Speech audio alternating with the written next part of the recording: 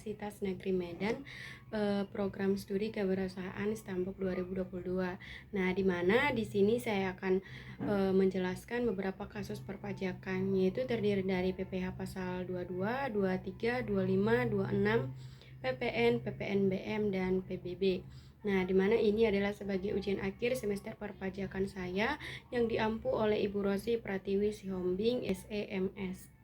Nah, di mana yang pertama saya akan menjelaskan usaha imajiner yang akan saya jalankan di masa depan. Bisnis yang akan saya jalankan di masa depan itu nantinya adalah bisnis di bidang kerajinan tangan. Nah, usaha kerajinan tangan ini berbahan dasar dari eceng gondok, bambu, rotan, dan bahan lainnya yang memungkinkan bisa saya gunakan untuk produksi kerajinan tangan yang akan saya buat. Nah, nama usaha yang akan saya jalankan ini adalah PT Kreatif, di mana saya sebut PT Kreatif karena produk yang akan kita buat itu berdasarkan kreatif kita membuatnya. Namanya juga kerajinan tangan, maka kita harus membuatnya kreatif, maka saya sebutkan PT Kreatif. Nah, PT Kreatif ini berfokus pada pengembangan kerajinan tangan dengan mengelola limbah eceng gondok, bambu, rotan, dan bahan lainnya yang sering orang-orang hiraukan dan tidak mengelolanya. Untuk lokasi usahanya, ini akan saya dirikan di Kota Pengururan, Samosir, yaitu daerah saya sendiri. Alasan saya memilih lokasi ini karena bahan pokok seperti eceng gondok itu banyak berada di Danau Toba, begitupun dengan bambu. Tetapi untuk rotannya dan bahan lainnya bisa saya beli dari supplier. Nah, lokasi ini juga saya pilih karena banyak juga wisatawan-wisatawan yang datang ke Danau Toba untuk menikmati suasana di sana. Maka peluang ini bisa saya ambil di mana menawarkan produk saya kepada mereka untuk mendapatkan keuntungan lainnya. PT Kreatif ini juga akan menawarkan berbagai produk kerajinan tangan, termasuk alat-alat rumah tangga seperti kursi, meja, keranjang baju, taplak meja, alas kaki, dan lain sebagainya. Hiasan dinding juga, tas, dan kerajinan tangan lainnya yang akan saya buat. Nah, dengan variasi produk yang akan saya pasarkan, ini dapat memenuhi kebutuhan pelanggan dari berbagai kalangan, yaitu mulai dari kalangan muda hingga dewasa. Selain itu, PT Kreatif ini juga akan menargetkan pecinta seni yang menghargai nilai-nilai keberlanjutan dan keindahan dalam setiap produk yang kami hasilkan, seperti yang tadi. Nah, pelanggan yang termasuk dalam target pasar bisnis ini dapat menggunakan produk PT Kreatif untuk kebutuhan sehari-hari mereka seperti perabotan rumah tangga tadi, serta untuk meningkatkan estetika dan keunikan mereka melalui hiasan dinding dan tas tadi. Sebagai contoh, tas dari eceng gondok tadi bisa mereka gunakan menjadi pilihan yang menarik bagi mereka yang ingin tampil bergaya sambil mendukung produk ramah lingkungan. Nah, dengan fokus pada kreativitas dan keberlanjutan, PT Kreatif ini juga berkomitmen untuk menjadi pebisnis yang tidak hanya menghasilkan produk yang berkualitas tinggi, tetapi juga berperan dalam membangun kesadaran masyarakat terhadap pentingnya menjaga kelestarian lingkungan. Baik, selanjutnya kita ke kasus perpajakannya, yaitu yang pertama kasus PPh pasal 22. Nah, di mana contoh kasusnya itu adalah pada tanggal 1 Agustus 2019, PT Kreatif mengimpor barang dari Korea dengan harga 10.000 US dollar. Nah, barang yang diimpor adalah jenis barang tertentu lainnya yang termasuk dalam lampiran 2 Peraturan Menteri Keuangan nomor 34-PMK.0.10/2017 bahwa biaya asuransi yang dibayar di luar negeri itu sebesar 5% dari harga faktur dan biaya angkut sebesar 10% dari harga faktur. Biaya masuk dan biaya masuk tambahannya itu masing-masing sebesar 20% dan 10%. Kurs yang ditetapkan Menteri Keuangan pada saat itu Rp10.000. Maka kita disuruh untuk menghitung PPh pasal 22 yang dipungut jika PT Kreatif memiliki API dan tidak memiliki API. Baik, selanjutnya kita akan membahas apa sih PPh pasal 22 dan aturan-aturannya. Nah, untuk pajak penghasilan pasal 22 itu adalah jenis pajak yang dipungut oleh bendaharawan pemerintah, baik pusat maupun daerah, yang sehubungan dengan pembayaran atas penyerahan barang dan badan-badan tertentu untuk memungut pajak dari si wajib pajak yang melakukan kegiatan di bidang impor atau kegiatan di bidang lain. Nah, dengan demikian, pada kasus PPh pasal 22 tadi, bahwa bagian dari kewajiban pajak yang harus dipenuhi oleh PT Kreatif adalah sebagai wajib pajak badan yang melakukan impor barang dari Korea sesuai dengan ketentuan peraturan yang berlaku. Nah, untuk wajib pajaknya itu pada kasus tadi adalah PT Kreatif, yaitu yang melakukan pembelian barang atau jasa dari pihak luar negeri, yaitu dari Korea tadi. Nah, yang menjadi objek pajak pada kasus tadi adalah itu seperti biaya faktur, biaya asuransi, biaya angkut, biaya masuk, dan biaya masuk tambahan. Baik, selanjutnya kita akan menyelesaikan perhitungan dari kasus tadi. Nah, untuk itu kita harus pertama mencari nilai total shiftnya, di mana tadi harga fakturnya itu tadi 10.000 US dollar.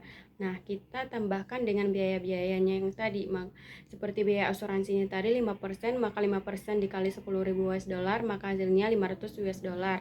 Biaya angkutnya tadi 10%, maka 10% dikali 10.000 US dollar, maka hasilnya 1.000 US dollar. Maka total shiftnya dalam dolar itu 11.500 US dollar. Nah, itu kan masih dalam dolar.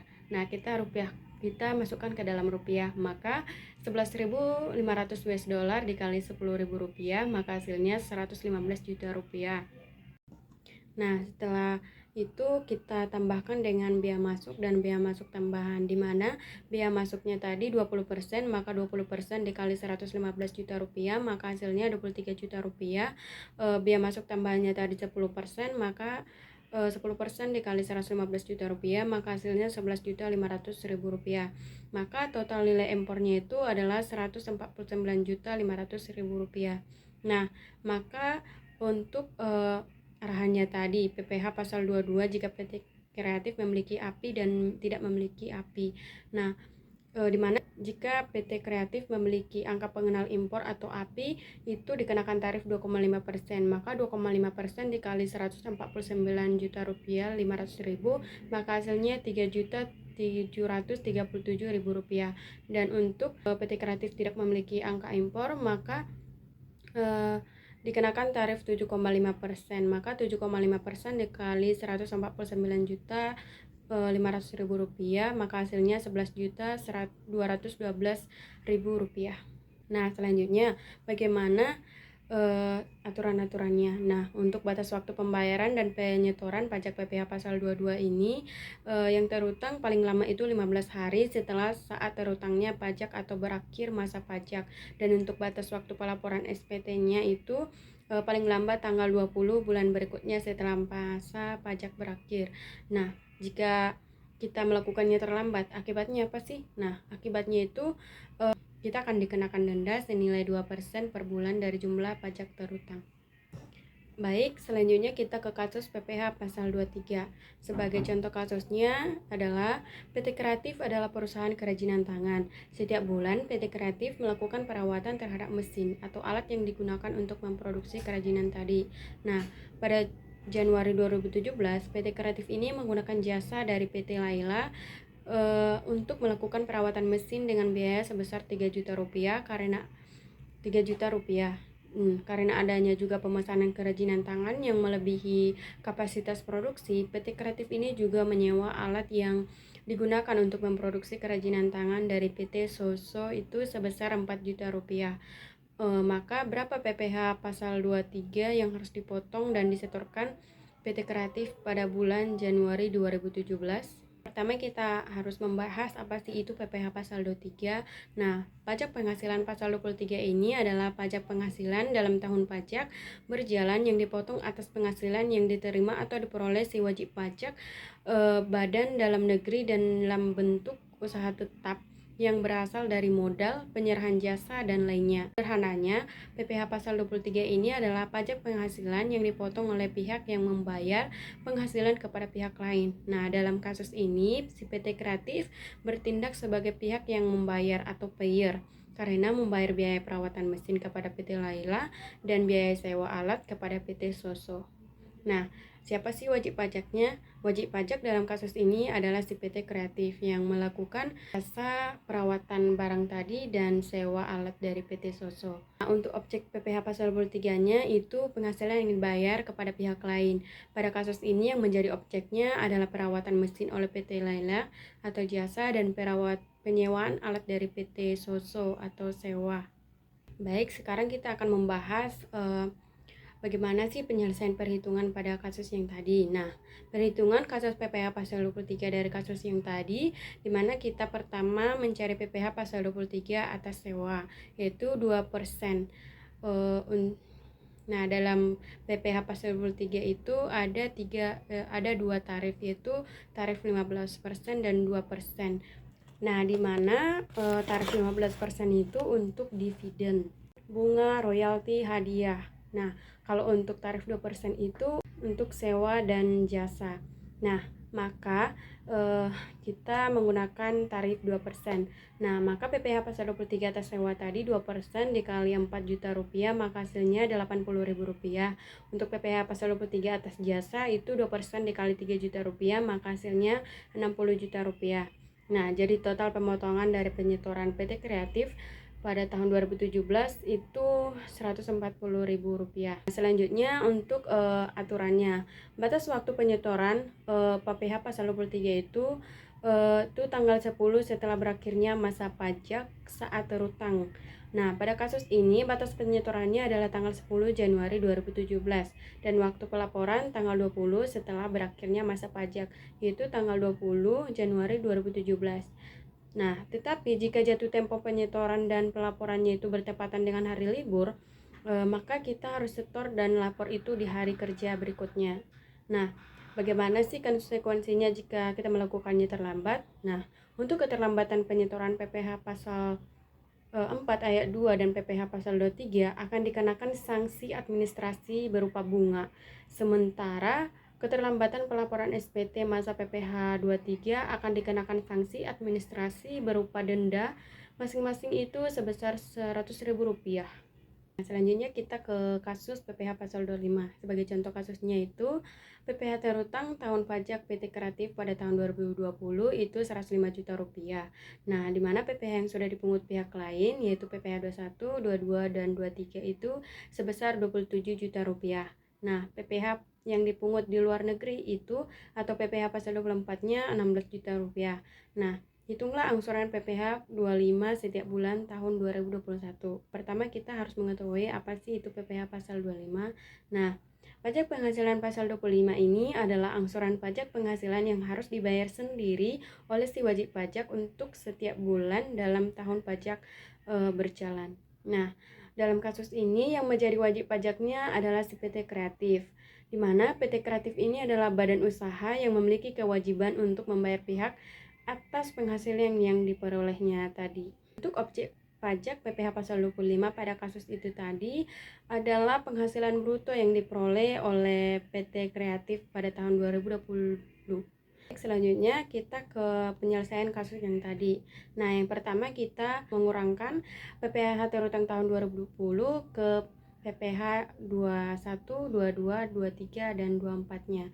Nah, PPh terutang tahun 2020 tadi 105 juta rupiah itu dikurang dengan kredit pajaknya tadi yaitu PPh 21, 22, 23 itu senilai 27 juta dan PPh 24-nya tadi sebesar 15 juta rupiah.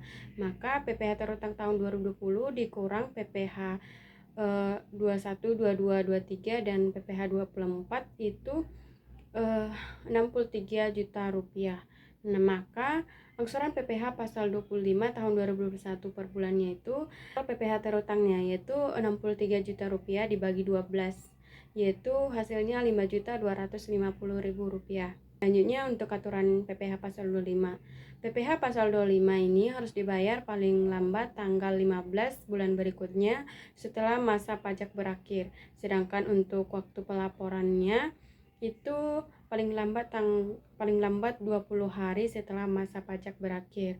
Nah, apabila kita melakukannya terlambat dalam penyetoran angsuran pajak terutang sesuai tarif PPh pasal 25, maka kita akan dikenakan sanksi yang berlaku, yaitu tarif sanksi pajak yang dihitung berdasarkan tarif bunga, sanksi administrasi pajak yang ditetapkan Kementerian Keuangan setiap bulannya.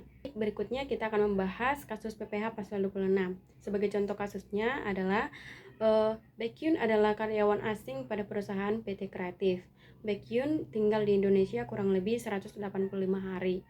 Pada bulan April 2018, Baekhyun memperoleh gaji sebesar 25 US dollar sebulan. Kurs yang berlaku pada bulan tersebut 14.500 US dollar. Nah, maka perhitungan PPh pasal 26 atas gaji yang diperoleh oleh Baekhyun adalah, selanjutnya kita membahas apa sih itu PPh pasal 26. Nah, PPh pasal 26 ini adalah pajak yang dikenakan atas penghasilan yang diterima atau diperoleh si wajib pajak luar negeri dari Indonesia selain bentuk usaha tetap atau BUT yang berada di Indonesia. Nah, PPh pasal 26 yang dikenakan atas penghasilan yang berasal dari Indonesia ini dilakukan dalam bentuk pemotongan langsung oleh pemberi kerja atau saat pembayaran gaji ke karyawannya. Nah, dalam kasus ini yang menjadi wajib pajaknya itu adalah Baekhyun, yaitu karyawan PT Kreatif tadi. Karena Baekhyun adalah karyawan asing yang bekerja di Indonesia dan menerima gaji dari PT Kreatif sebagai penerima penghasilan, maka si Baekhyun tadi memiliki kewajiban untuk membayar pajak atas penghasilannya. Untuk objek pajak pada kasus ini adalah penghasilan yang diterima oleh Baekhyun, yaitu gaji yang diterima Baekhyun yang senilai 25.000 US dollar per bulan yang diterima dari perusahaan PT Kreatif. Nya adalah penyelesaian kasus PPh pasal 26 tadi. Rumus PPh pasal 26 ini adalah penghasilan bruto dikali tarif PPh pasal 26. Nah, di mana tarif PPh pasal 26 ini adalah senilai 20%. Selanjutnya kita menghitung di mana penghasilan bruto dari gaji sebulan Baekhyun tadi adalah 25 juta rupiah. Nah, selanjutnya kita kalikan dengan kurs yang berlaku pada bulan tersebut, yaitu tadi senilai 14.500 rupiah. Maka 25.000 US dollar dikali 14.500, maka hasilnya 362.500.000 rupiah. Nah, maka PPh pasal 26 atas gaji sebulan yang diterima oleh Baekhyun adalah 362.500.000 rupiah dikali 20%, yaitu 72.500.000 rupiah. Nah, dengan demikian Baekhyun akan menerima gaji sebesar 362.500.000 rupiah dikurang 72.500.000 rupiah, maka hasilnya adalah 290 juta rupiah. Selanjutnya kita akan membahas aturan-aturan PPh pasal 26, di mana PPh pasal 26 terutang dilakukan pada akhir bulan dilakukannya pembayaran atau akhir bulan penghasilan. Wajib pajak disetorkan ke bank, perpepsi atau kantor pos dengan menggunakan surat setoran paling lambat itu tanggal 10 bulan takwin berikutnya setelah bulan saat terutangnya pajak. Dan untuk pelaporan pajak PPh pasal 26-nya itu disampaikan ke KPP setempat paling lambat 20 hari setelah masa pajak berakhir. Nah, apabila juga jatuh tempo penyetoran atau batas akhir pelaporan PPh pasal 26 ini bertepatan dengan hari libur, maka pelaporannya dilakukan pada akhir kerja berikutnya. Akibatnya jika kita melakukannya terlambat, maka penyetoran dan pelaporan pajak PPh pasal 26 ini akan ada konsekuensi berupa sanksi administrasi. Menurut sanksi, terlambat setor pajak dikenakan berupa bunga sebesar 2% per bulan dihitung dari tanggal jatuh tempo pembayaran hingga tanggal pembayaran dan mendapatkan sanksi denda sebesar Rp100.000. Baik, selanjutnya kita ke kasus PPN, yaitu dengan contohnya PT Kreatif merupakan PKP yang menjual kerajinan tangan di Samosir. Nah, selama September 2020, PT Kreatif ini melakukan berbagai transaksi, di mana transaksi pertama penjualan secara langsung kepada konsumen sebesar 1.400 juta rupiah. Transaksi kedua penyerahan barang kena pajak yakni kerajinan tangan kepada pemerintah Kota Medan sebesar 550 juta rupiah. Harga tersebut juga sudah termasuk PPN. Transaksi ketiga menyumbang ke sebuah yayasan panti jompo satu buah kursi hasil kerajinan dari bambu dengan harga 2 juta rupiah, termasuk keuntungan 200.000 rupiah. Nah, selain transaksi tersebut, terdapat juga transaksi tambahan selama bulan September, yaitu membeli sebuah mobil box untuk mengangkut barang dengan harga 600 juta rupiah dan harga tersebut sudah termasuk PPN. Nah, dari transaksi-transaksi tersebut, hitunglah PPN dari transaksi dan berapa total PPN yang disetorkan. Baik, yang pertama kita membahas apa sih itu PPN dan siapa wajib pajak dan objek pajaknya. PPN adalah pajak yang dipungut pada saat penyerahan barang kena pajak atau BKP dan jasa kena pajak atau JKP. Nah, sederhananya ialah pajak yang ditambahkan dan dipungut atas suatu transaksi. Nah, yang menjadi wajib pajak pada kasus tadi adalah penjual, yaitu si PT Kreatif. Nah, dalam kasus PT Kreatif yang menjadi objeknya itu penjualan langsung kepada konsumen, yaitu penyerahan BKP kepada pemerintah Kota Medan dan pembelian mobil box. Perhitungan kasus PPN tadi. Nah, di mana kita harus menghitung transaksi-transaksinya tadi. Nah, di mana transaksi pertama tadi yaitu menghitung dengan PPN sampai dengan 11% dikali 1M 400 juta rupiah, yaitu dengan hasilnya 154 juta rupiah, yaitu termasuk pajak keluaran atau penjualan.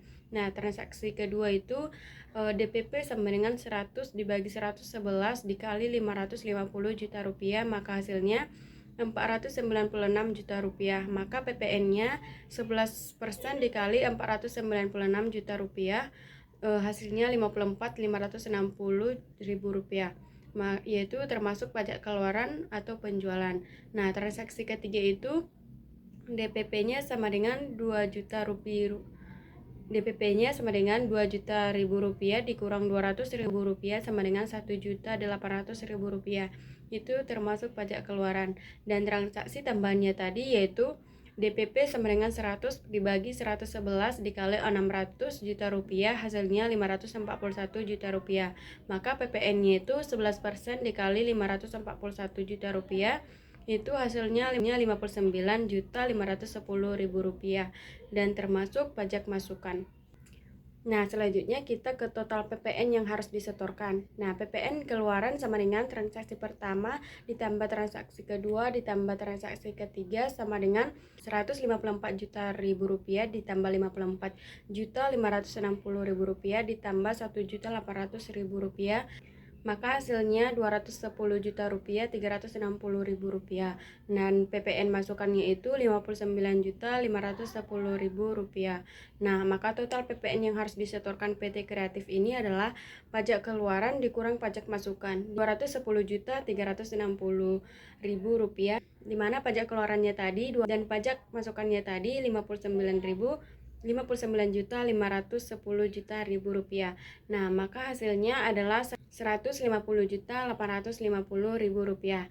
Nah, jadi total PPN yang harus PT Kreatif setorkan atas transaksi yang dilakukannya tahun 2020 tersebut sebesar 150 juta 850 ribu rupiah. Untuk aturan-aturan PPN itu adalah batas waktu penyetoran pajak PPN itu akhir bulan berikutnya setelah berakhirnya masa pajak. Misalnya, batas waktu penyampaian SPT masa PPN adalah paling lama 30 hari setelah akhir tahun pajak. Dan untuk tempo pembayaran dan penyetoran pajak itu paling lama 15 hari setelah saat terutangnya pajak atau berakhirnya masa pajak. Nah, jika terlambat melakukan pembayaran, penyetoran, dan pelaporan pajak PPN, maka pemerintah akan mengadakan sanksi terhadap perusahaan. Sanksi yang diberikan meliputi sanksi administrasi 2% per bulan dan denda Rp500.000 jika terlambat melaporkan. Nah, misalnya jika pembayaran, penyetoran, dan pelaporan pajak PPN terlambat setelah tanggal jatuh tempo yang ditentukan oleh pemerintah, maka perusahaan akan dihitung sanksi administrasi berupa denda. Kasus PPNBM.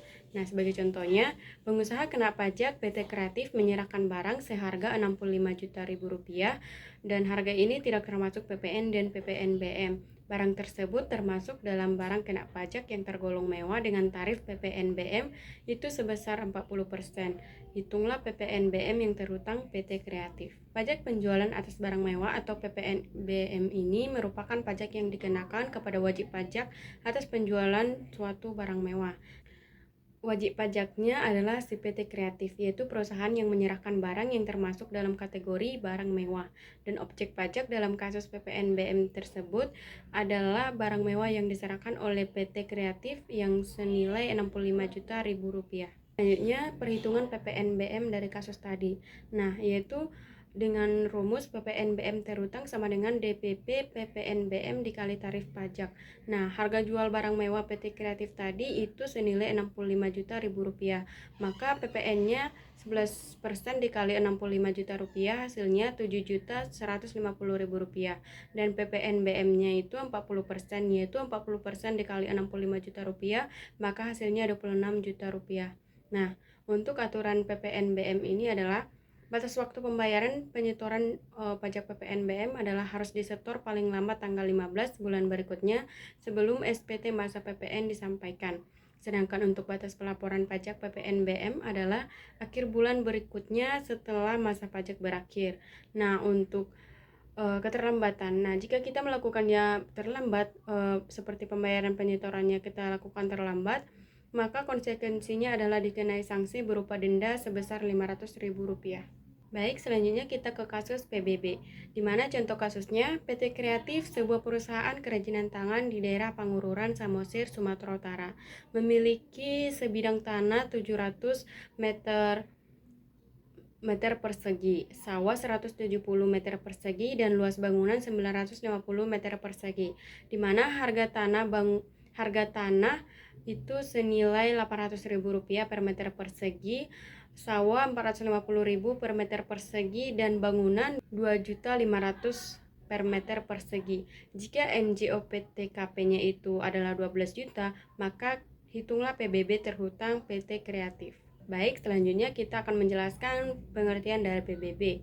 Nah, di mana PBB ini merupakan sebuah biaya yang harus disetorkan atas keberadaan tanah dan bangunan yang memberikan keuntungan dan kedudukan sosial ekonomi bagi seseorang ataupun badan. Nah, dalam kasus ini PT Kreatif harus melakukan kewajiban pajak yang harus dibayarkan atas tanah, sawah, dan bangunan yang ia miliki. Nah, pada kasus ini juga wajib pajaknya adalah PT Kreatif, yaitu perusahaan kerajinan tangan yang memiliki properti seperti tanah, sawah, dan bangunan di daerah Pangururan, Samosir, Sumatera Utara. Nah, untuk objek pajaknya pada kasus ini adalah properti yang dimiliki oleh si PT Kreatif, yaitu berupa tanah, sawah, dan bangunan. Selanjutnya penyelesaian kasus PBB tadi. Nah, pertama kita menghitung total NJOP-nya terlebih dahulu, di mana yang pertama tanah yaitu seluas 700 meter persegi dikali Rp800.000 hasilnya Rp560 juta. Sawah tadi 170 meter persegi dikali harganya Rp450.000 maka hasilnya Rp76 juta. Dan bangunan tadi seluas 950 meter persegi dikali dengan harganya Rp2.500.000 maka hasilnya Rp2M375 juta. Maka total NJOP-nya itu 3M 11 juta ribu rupiah. Nah, sekarang kita menghitung PBB yang harus dibayar PT Kreatif. Nah, PBB sama dengan NJOP dikurang NJOP TKP dikurang 500, di mana kita kurangkan 500 karena total NJOP yang dimiliki oleh PT Kreatif ini sudah di atas 1M. Maka kita bagikan 500. Nah, maka hasilnya 3M 11 juta ribu rupiah dikurang 12 juta dibagi 500 sama dengan 2.999 juta dibagi 500 dan hasilnya 5.998 ribu rupiah. Jadi PBB terhutang si PT Kreatif adalah sebesar 5.998 ribu rupiah. Selanjutnya untuk aturan-aturan PBB. Sesuai dengan pasal 101 Undang-Undang 28 tahun 2009 tentang pajak daerah dan retribusi daerah atau DPRD, kepala daerah menentukan tanggal jatuh tempo pembayaran dan penyetoran pajak terhutang paling lambat itu 6 bulan sehak diterimanya SPPT oleh wajib pajak. Nah, sedangkan berdasarkan undang-undang, jika kita melakukannya terlambat, maka kita dikenakan denda karena telat membayar PBB sebesar 2%. Jadi bila PBB rumah kita misalnya Rp500.000, maka denda PBB sebesar Rp10.000, yaitu Rp500.000 dikali 2%. Baik, sekianlah penjelasan kasus perpajakan yang bisa saya sampaikan. Mudah-mudahan ini bermanfaat bagi kita semuanya. Terima kasih, see you.